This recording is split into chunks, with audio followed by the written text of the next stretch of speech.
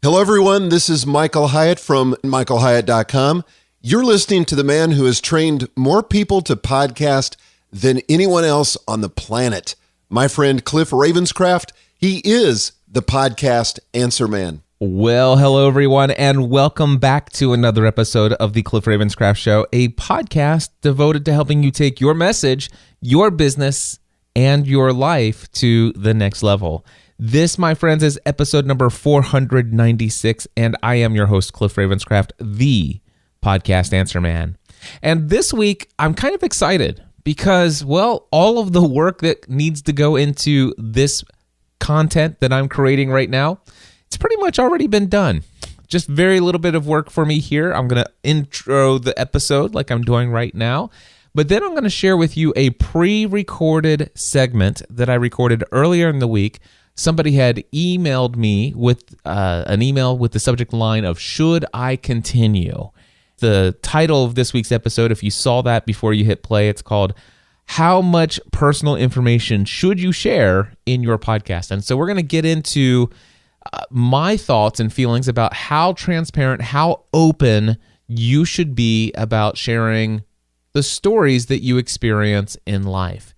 And after that, I'm going to actually give you an example of how I personally recently shared a very significant story that's basically happening in my life, something very personal to me, and how I did that on a Facebook live stream. And I actually took the video from the Facebook live stream, I downloaded it, and edited down the first 20 minutes of that live stream to give as an example of how much personal details I can actually give that would be beneficial to the overall content and story that I want to share without giving specific details when somebody else's journey, somebody else's story interacts with my own. So how can I actually share my thoughts, feelings, and emotions about what's going on when I'm facing something in my life, but how can I share that without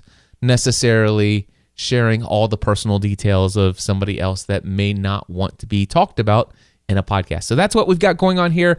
To kick things off, let me go ahead and play for you this first clip.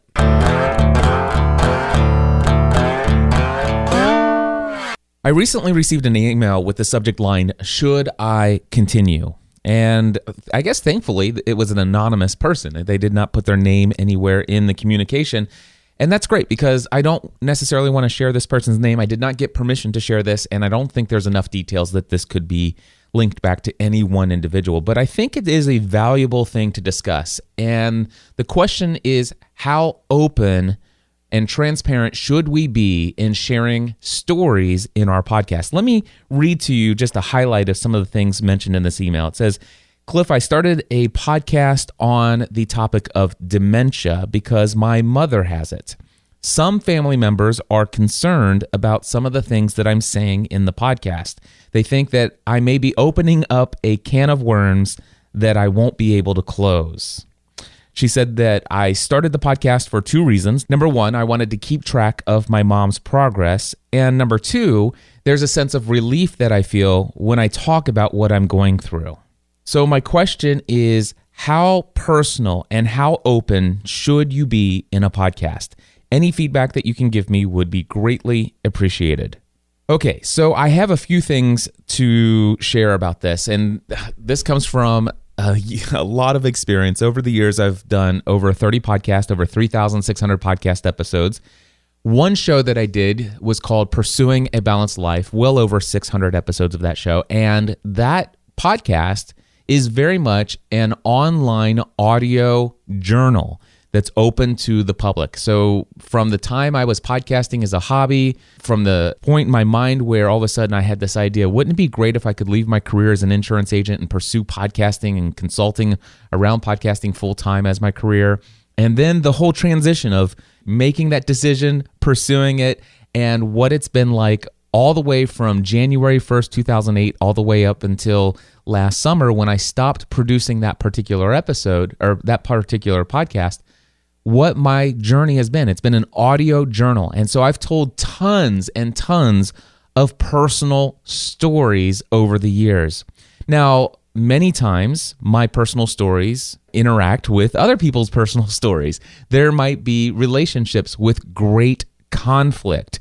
And here's what my advice is. Number one, I suggest that a podcaster who wants to share openly and transparently with the world, I suggest that you decide for yourself how much you want to share about your own journey. So as much personal detail and transparency about your own personal journey, the things that you're facing, the things that you're feeling, the things that you're experiencing, the things that you're learning, the things that deal with you personally, you can be, I believe, as open and as honest and transparent as you want to be and as far as you feel comfortable for. And I want you to all think about your own safety and personal information and how much information you're actually putting out into the world and stuff like that. So with those caveats, assuming that you've given a great deal of thought to the implications of how much you're sharing about your own personal life, as much as you feel comfortable with. Now, I am the type of person that over these years, and one of the reasons why I believe a lot of people relate to me and connect with me is I'm oftentimes more transparent and more authentic about what's going on in my personal life, in my mind, in my physical life, and in my business life, and even my spiritual life over the years.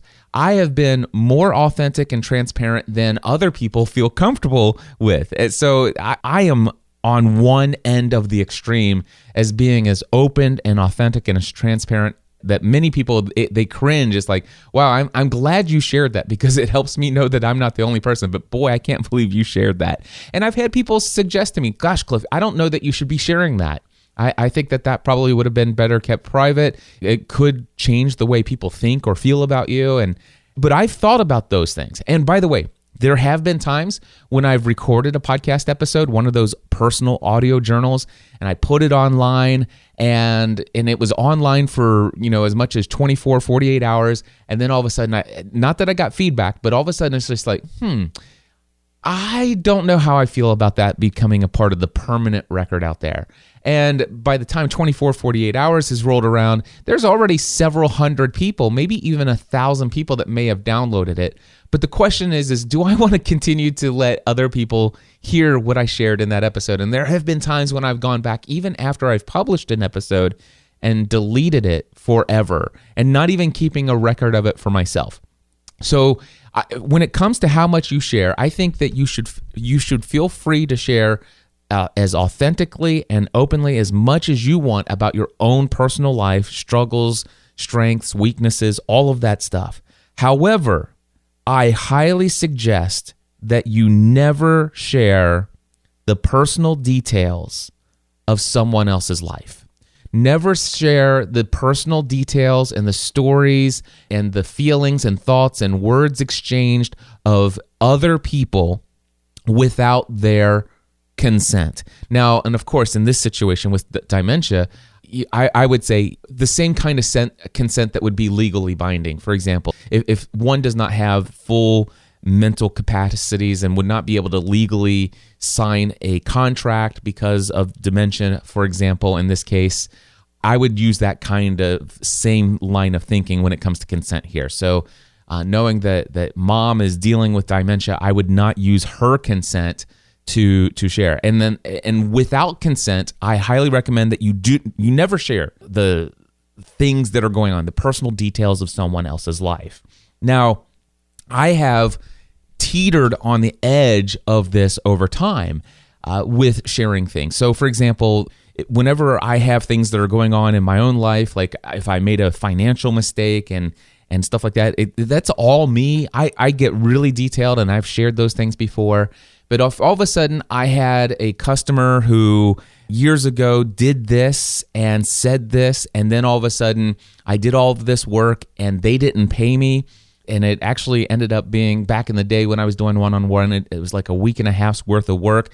I didn't take any other work because of this massive project. They had agreed to pay me, and then they didn't pay me at all. Now, what I will tell you is I've told stories like that before, but I was very clear to make sure that when sharing that detail, that I'm sharing my side of the story. I'm not actually telling the name of the person. I'm not giving any kind of indication of any details, no details whatsoever that could ever lead back to that person. Now, there have been times when something similar to this has happened and that particular person happened to listen to what I shared and they're like, I can't believe you talked about that publicly. I'm going to sue you. And I'm like, you can feel free to sue me if you'd like, but I can assure you that if you bring that to a judge, there's absolutely zero in there. The only person on this earth outside of myself that would know that that was you I was talking about is you. I did not share any personal details about you. I just said I had an experience with a customer. I worked really hard, and this project was something that I was assured that was going to work, and here the person didn't pay. And this is how it has affected me. This is what I've learned about the process. I've decided that these are the changes I'm going to make going forward so that this doesn't happen to me and my family again. Those are the kinds of things that I would be concerned about. I'm always cautious to be sure to not share personal details. Even this email here. Now, normally I would write back and say, hey, do you mind if I read your email and talk about this question in my podcast? But because this was an anonymous email, and by the way, the email does actually give me the name of the podcast and a hyperlink to it, but I excluded that because I don't have permission to share this person's name. As you can imagine, I'm sure there are several different podcasts out there about the journey of what it's like to support somebody going through dementia. And if there's not, there should be more. I would imagine that there's a great need for it. So that's my overall suggestion. I would highly suggest that I would even go so far as to say I would take off every single episode that you currently have online, and I would... Well, first I would record a brand new episode 001 and completely change the focus of the show. But I'll get back to what the show maybe should be and what you could do with it in just a moment. But step number one is to record a brand new episode number 1. And I want you to record a new episode number 1 before you remove the other episodes, because you always have to have at least one episode in the feed for everything to avoid breaking in the podcast directory. So make sure you have episode number 001, the brand new episode 1, out there before you do step number 2. And step number 2, I would highly recommend that you immediately go in and delete all of the episodes that were previously put out, assuming that those episodes are focused on keeping track of what's been going on with your mom. I would imagine, and again, I can only assume because I've pretty much read every single thing in your email except for the link to the podcast. So with what I've been given, I would assume that you've been very open in sharing maybe some of the stories of what mom has done and stuff like that. And maybe some of those would be embarrassing to her if she was more aware of what was going on. It could be the family's actually a little bit more embarrassed by those stories being shared, and they feel like that it's not fair that that these stories are being told. And by the way, I'm so far I've been very blessed that I haven't had a very close personal relative that has dealt with this. I pray that I never have to, but I have seen, like, for example, my mother-in-law, whose mother-in-law had dementia, and it was a very trying time for them to help care for that family member. And there were times when some pretty interesting things happened. And there, in the confines of family, there were stories where they would share what that mom had done or what that family member had done. And some of them were laughed at. It's kind of like, oh, that's hilarious. Oh my gosh, I can't believe that. And I think some of that humor is to kind of just blow off steam of things. But there are things that I think is more appropriate to share within the confines of the relationship of people who are closely connected and stuff like that. But those are not the kind of things that should be, I believe, shared in a podcast. The details or the tracking of what mom's progress is. I don't think that that's a really good kind of content for a podcast. If it was you going through something, like, for example, obviously dementia would be a difficult thing for you to track your own progress. But, like, for example, cancer, breast survivor, cancer journey, maybe some other kind of documented illness or progress or or some kind of journey that you're on for you to document your own progress, which again, that's what I've done. It's like from hobby to full-time career to successful online business. I documented my own progress with my podcast. But again, I'm not going to actually say, okay, I'm going to also use this podcast to document the thoughts, feelings, and emotions of my wife, the wife of a soon-to-be entrepreneur. There's no way that I would actually share the conversations and the feelings, thoughts, and emotions that my wife experienced without her permission. And oftentimes, I would invite her onto the show, and Stephanie has joined me many times over the years and very openly shared some of her own side of the journey. And again, it's all about permission and asking those people to come on and share their side of the story, but at least let them be a part of that dialogue and share what details they do or don't want to share from their own side of the journey. So again, the idea here is if you're going to share anything, only share your side of the story. And when your story interacts with someone else's story, then I would be very cautious of sharing any specific details. That's the first thing. So with that being said, I think that covers that question. The next part of this is I want to give you some recommendations. Obviously, the first recommendation, start a new episode 001, remove all those other things. But I recommend that you, first and foremost, I know that the first reason why you wanted to create this podcast is to track your mom's progress. I want to encourage you to continue to track your mom's progress, but I would recommend that you do it more as a private journal. Now, if you want to still do it as an audio journal, record the episodes just like you do for your podcast, but don't share them with anyone. Just keep them for yourself. This is something that you could listen to back later. This is something you could leave for your kids later. There are a lot of ways that you could archive these audio journals. For example, the episodes that you've already done, I'd remove them offline, make them no longer available, but keep those episodes for yourself and you can continue to build them. Or you can track it in a written journal, whatever the case may be. But I do recommend, since that was your number one premise for doing the podcast, that you continue to track your mom's progress. But I would certainly do that privately. All right. Now, the second thing I will tell you is that, again, I would continue to do the show, starting over with a brand new episode number 1, but I would shift the focus of the show. So this podcast is no longer about me sharing and documenting the progress of my mom's dementia with the world. That's no longer the focus of the show. But instead, I would share this podcast and change the focus of the show so that it is a podcast that is devoted to being a support and encouragement and actually seeking the support and encouragement of other people who are also on this journey.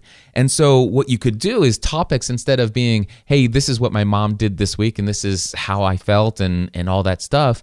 Instead, you could still bring your personal side of the story. You could say, oh my gosh, I'm so frustrated this week because of some things that were said. I can't share the details, I don't want to share the details of exactly what mom did this week. But I'll just tell you, I'm at my wit's end. I don't know what to do. But here's what I did. I went and had some coffee with a friend, and we had this conversation, and this is how I got out of my funk, or this is how I made it through the week. Start using what coping mechanisms are working for you.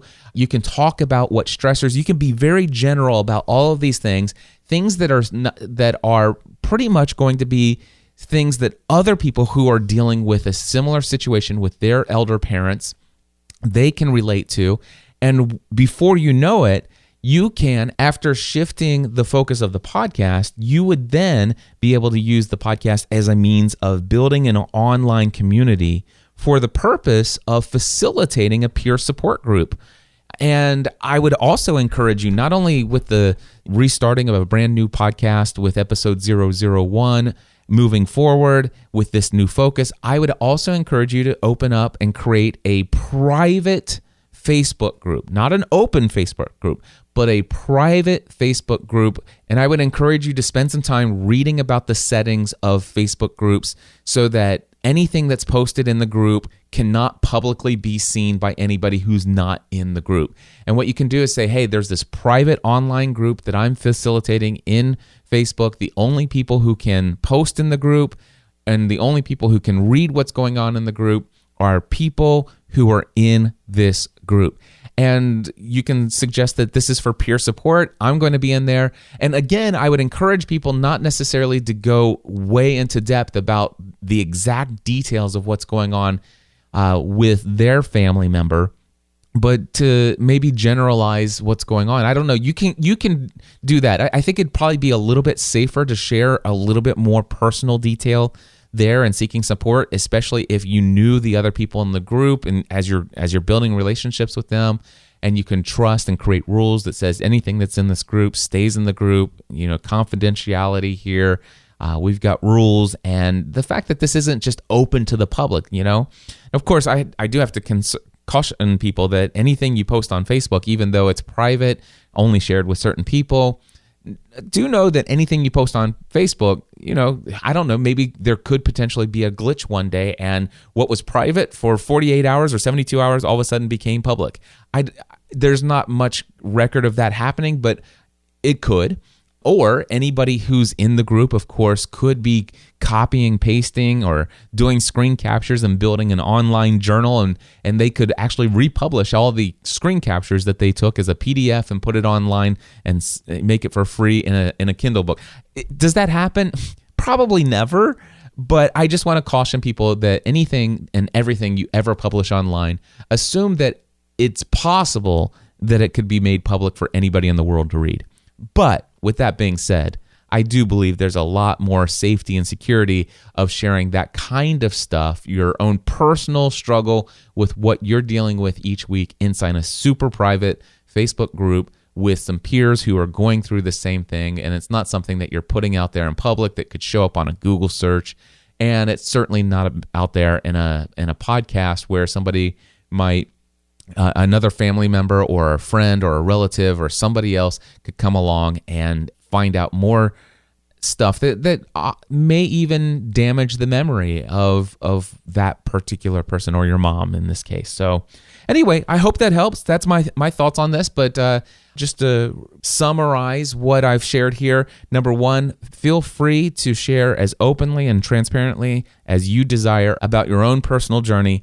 However, when your personal journey intersects with other people's personal journeys, I recommend highly against sharing the details of what's going on in their lives, making sure to, if you ever do that, that either you have their permission, or even better yet, that they even come on with you to share their side of the story so that they can actually share what they want to share and how they want to share it.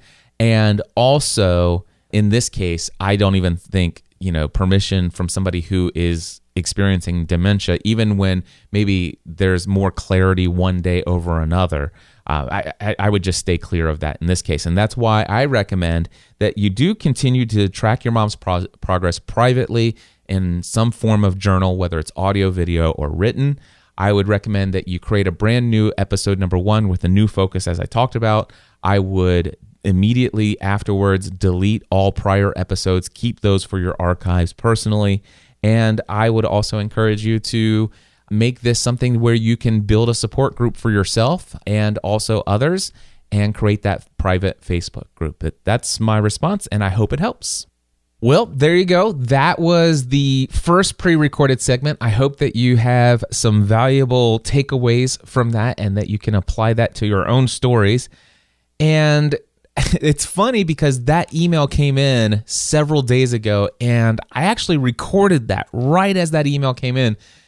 Initially, I had responded to the person with a quick little response, and I'm like, no, you know what? I really want to give that person a little bit more detailed, nuanced response. And so I went ahead and recorded that segment, and I sent the audio of what you just heard. I actually sent that as an MP3 file to the individual who emailed me. And today, I woke up and my day, by the way, I'm recording this part of the episode on Monday, April 10th. This episode's like totally time shifted all over the place. But today, my day did not start the way that I had anticipated. In fact, I got an email from a friend of mine, and I had a significant conflict in a relationship. And it rocked my world, to say the very least. And things are not completely worked out yet. I do have faith that things are going to work out. But the interesting thing about it is that after receiving this email, having a little bit of exchange back and forth, I was dealing with some very severe emotional responses to this thing, to this situation. I was hurt. I was very upset. I was a bit, I don't know if angry is the right word, but I was hurt. I was deeply hurt by a friend of mine and something that they had told me about. And so, here I am. I had anticipated, I had things to do, but I wanted to share what I was dealing with and how can I create content that is educational, encouraging, and inspiration. How can I actually share with my community a piece of content that teaches how how I've learned to deal with these kind of things when they come up in my life. And so that's exactly what I want to share with you now. And the only reason I felt like, hey, you know what? This was intended to be a Facebook live stream and it was just going to stay there. But when I got to thinking about what I actually shared in the 15 minutes of audio that I'm pulling from this Facebook live stream that I did, what I realized is that, wait, this is a perfect example of me authentically, transparently sharing my side of the story, and not necessarily even the story, but just what I'm dealing with, how I can actually share raw emotion and anxiety and worry and fear. And instead of giving the details or outing anyone, giving any indication of who this person is that emailed me and what the topic was of that email, none of that in there, but how can I authentically still create content with real transparency, real authenticity that still has value to my audience? And that's exactly what happened today during a Facebook live stream. And so I felt, hey, I want to go ahead and share that here in the same episode where I answered the email that I shared with you previously and the thoughts and things like that. So before I transition over to this segment or pre-recorded segment from the Facebook live stream, I do want to let you know the audio quality is not great. I was out for a walk. I had the Rode SmartLav Plus clipped onto my t-shirt. I noticed there are just right at the beginning, somewhere like just a minute or two in, you're going to hear some radio interference noise from my phone. It was like, I think it was calling back to home. It was sending messaging out via data stream, and you could just hear a little bit of audio interference at some point, but it wasn't so bad that you can't hear what I'm saying. And also, there's a bit of clipping of audio. Now, I was out. It was an extremely windy day. Normally, the Rode SmartLav Plus microphone connected to my iPhone does not have an issue with clipping audio. But the reason why it had trouble with clipping audio in the particular audio that you're about ready to hear is it was an extremely windy day today. And so the AGC, or the automatic gain control built into the iPhone, was already working overtime trying to cut out as much as the wind noise as possible and still capturing all of my audio as clear as it possibly can. So there's a little bit of clipped audio. Again, it's not the best audio in the world, but at least I want to still share with you what I recorded while I was out for a walk earlier today as an example of what I talked about in the first segment. So without further ado, here you go.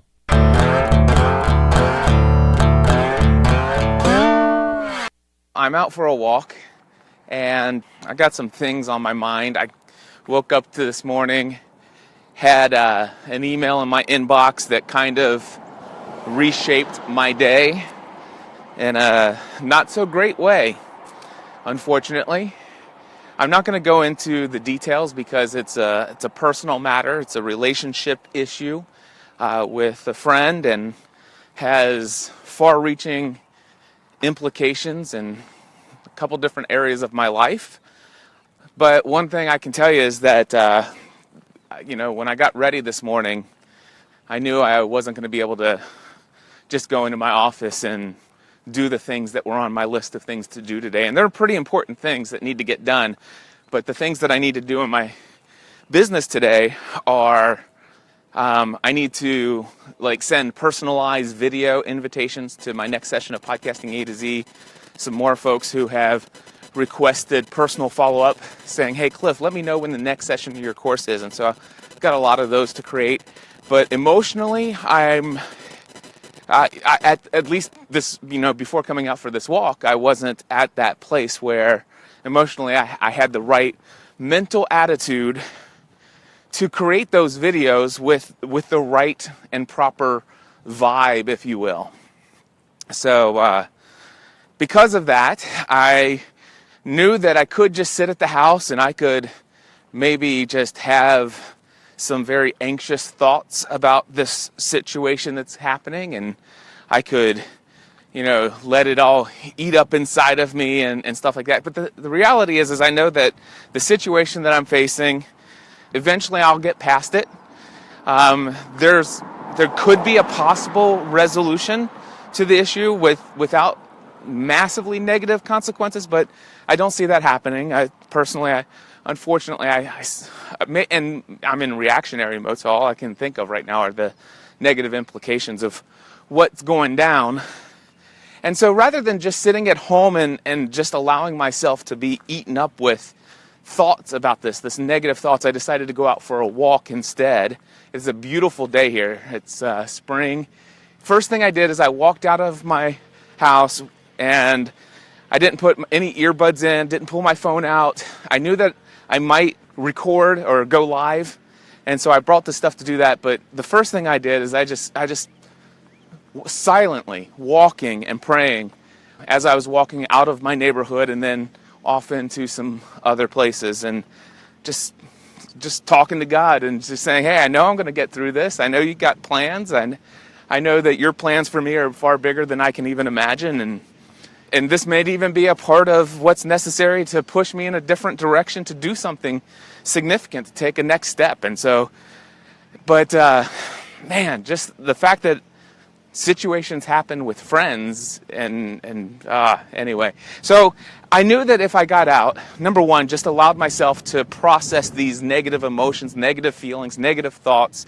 At least if I'm out in motion and I'm doing it in prayer rather than just sitting there feeling sorry for myself and worrying about the future, that I would in faith just say, hey, God, this is what I'm dealing with right now, and this is the situation, as you know, and here are the real, genuine, authentic things that I'm thinking about it. And so I'm sitting there literally allowing myself to process negative thoughts, feelings, and emotions, some silently, and then speaking some of them out loud in prayer to God as well, although I know in prayer he heard all of that. And then afterwards I'm like, okay, so some of these things are recurring thoughts that keep coming to my mind, and so I opened up the Notes app on my phone and I dictated a couple of different main points that were going through my mind. And I'm like, okay, that's cool. At least I now have the heart of what's really eating at me. And so I plan to have a conversation with the person involved, and hey, whatever happens. And again, this I gotta share. I'm not gonna share any specific details, but man, its implications in my life are pretty profound. But no matter what, I know that 5 years from now, God willing, I'm still alive doing whatever it is God wants me to do on this earth, that I'm going to be fine. My family's going to be fine. My business will be fine. Things may be different. Things won't necessarily always be guaranteed to be the same and awesome as they are with there are different seasons of life. So, we'll see. But, and then the reason why I knew I wanted to bring my phone, because I got to tell you, I was sitting there thinking, it's like, wait a second. I shouldn't even think about creating emails. I can't, in this mindset, even consider creating a video invitation to Podcasting A to Z right now. I can't even think of responding to anybody's email at this moment in time. Not with this mindset, these feelings, emotions, the kind of chemical makeup of what this stuff is doing in my mind. I can't even think of responding to an email right now and letting that taint my interactions with other fellow human beings. And so I that's why, I decided to go out for this walk. But the other thing is that I'm like, okay, so I'm going to take my phone, I'm going to take my Rode lav mic, and I'm going to take this selfie stick with me. And I'm thinking, why am I doing that? That's ridiculous. Dude, you need to go and be alone. If you can't put that negative, if you can't be creating personalized video invitations to people, and if you can't be responding to emails, what makes you think you should be you have any business streaming live? Aren't you afraid that, my feeling and fear was that, am I just going to create a live stream, a piece of content that says woe is me, and then all of a sudden I start sharing maybe too much information, and then I'm like, no, matter of fact, I want to tell you, I walked out the door first without the selfie stick, and I actually went back inside and got it because I knew I wanted to go. I knew I was going to need a long. I knew that I was going to need a long walk. That this isn't going to be let me go out for 30 minutes and I'm all good. No, I knew I was going to go for a long walk. But the reason why I brought this, the reason why I knew I wanted to do this video is because I knew that the purpose of this walk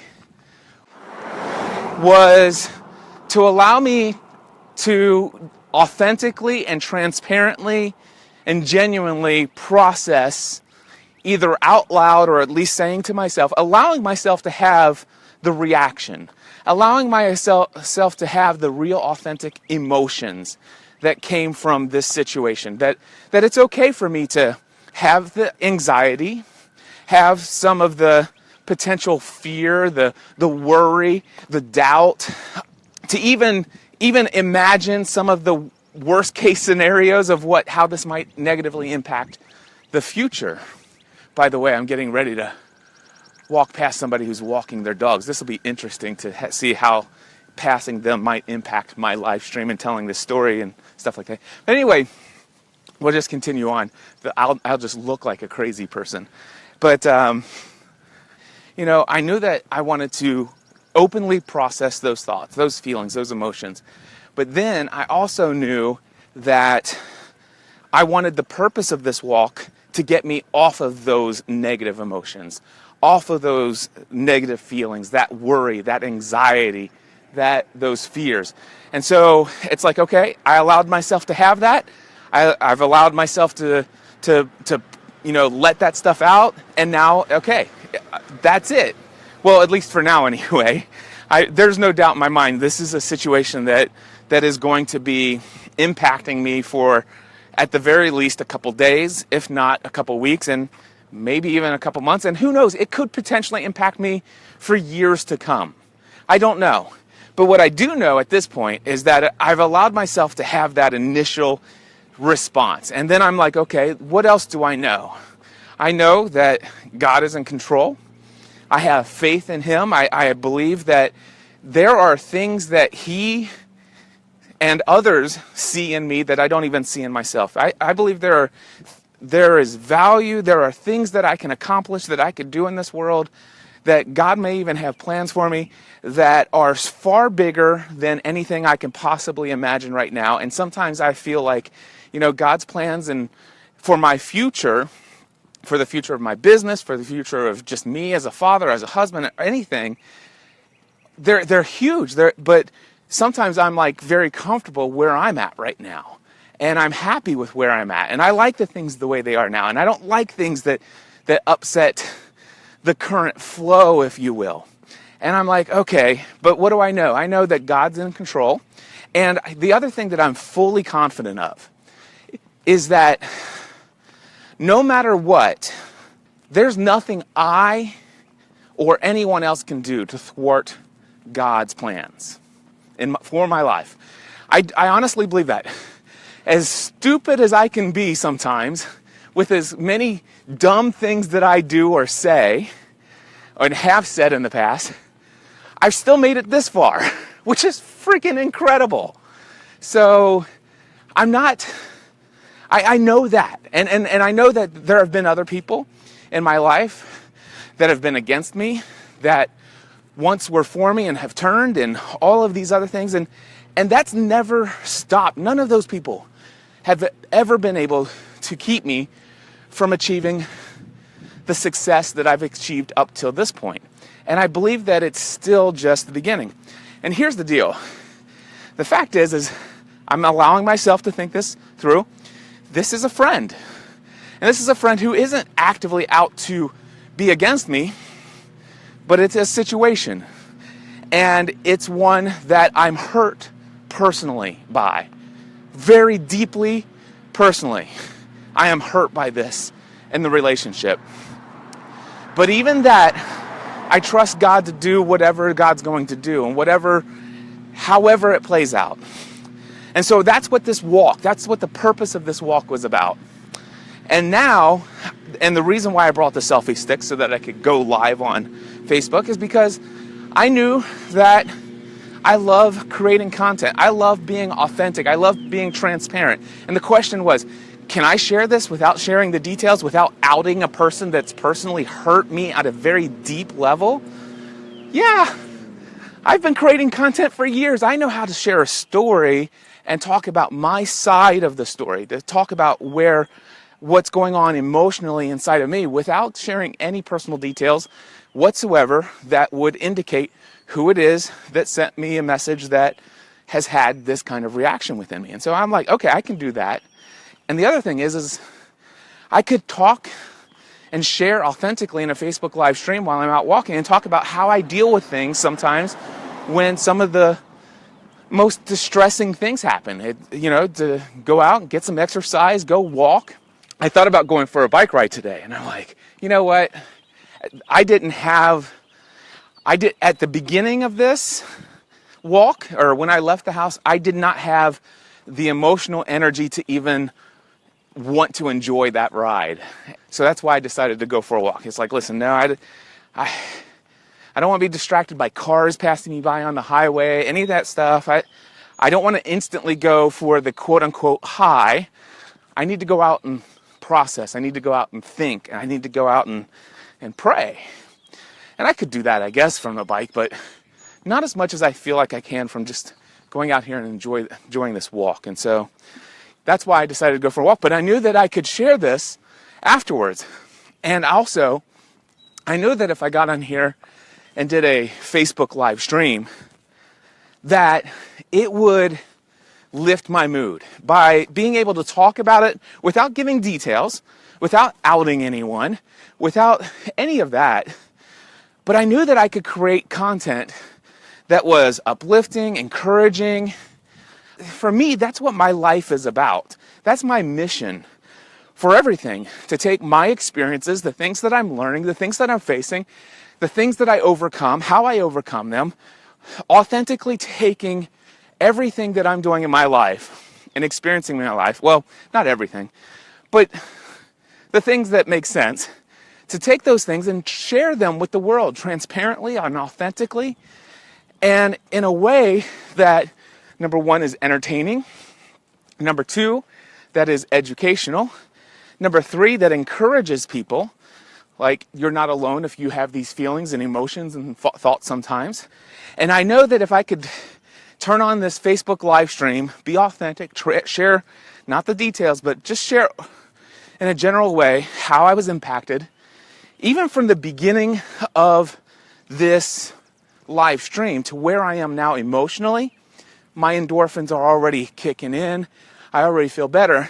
And the thought is that maybe by the time I finish with this live stream, I might be able to go back home and actually respond to some of those emails, or actually create some of those personal video invitations, and feel kind of free from the initial reaction mode to what happened this morning. And well, there you go. That's the segment that I had. That's the first 24 minutes of my live stream down that I did today, edited down to 15 minutes. And and so obviously, as you can tell from the beginning of that recording to the end of what you just heard, my emotional state had completely shifted, had completely changed. And ironically, I continued to live stream for like an entire hour beyond the end of that. I actually just transitioned right out of that topic and said, hey guys, those of you who are here live, I'd love to just spend some time with you. And I connected with them personally, answering any questions they had, talking about thoughts on any topics that they brought up, and had just a wonderful time. And yes, I was able to come back from that walk, and because I had allowed myself to go through the process that I just shared in that audio, I was able to come back and get work done.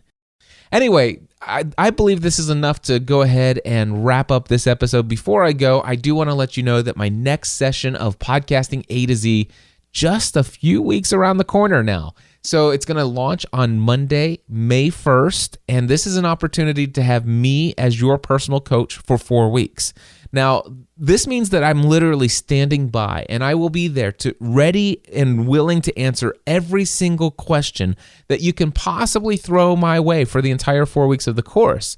But not only that, but it's an opportunity for me to hopefully get to know who you are, what your goals and dreams and plans are for the future, so that during this course, I can be the greatest source of encouragement, motivation, inspiration, and hopefully even education and information. I literally want to serve you any way I possibly can. So, hey, are you thinking about launching a podcast, or do you already have a podcast and would you like to have that kind of access to me for 4 weeks? If you think about the cost, it's $19.99. That means literally for $500 per week for 4 weeks, you have me as your personal coach. Now, before I ended doing podcast consulting one-on-one, I was charging $500 an hour. So this is $500 for an entire week of direct, unlimited access to me. I'm literally there to serve you any way I can. If you haven't done so already, go over to podcastingatoz.com and do me a favor and scroll down below the big name people that you'll recognize, but scroll down further. And I want you to see some of the students that have given me testimonials there. And I encourage you just to read 2 or 3 random testimonials, and you will see that what I'm talking about here, I am not over-promising. I am under-promising, and I even, on top of the hype that I'm giving you now, I hope to over-deliver and completely blow away your expectations. I would love to be your personal coach. Sign up today at podcastingatoz.com. Until next time, my friends, I encourage you to take everything you do to the next level. Podcast. Add some man.